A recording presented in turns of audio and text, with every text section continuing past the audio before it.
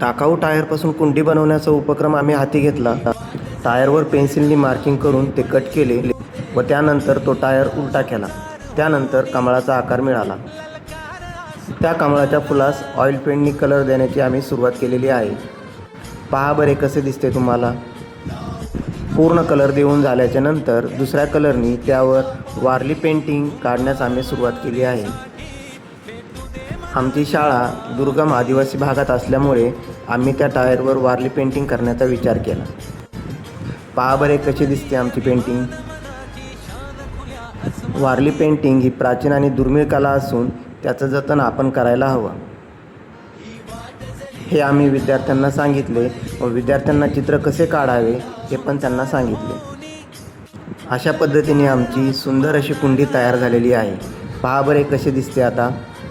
तुम्हाला जर व्हिडिओ आवडला असेल तर लाईक करा, शेअर करा, कमेंट्स करा।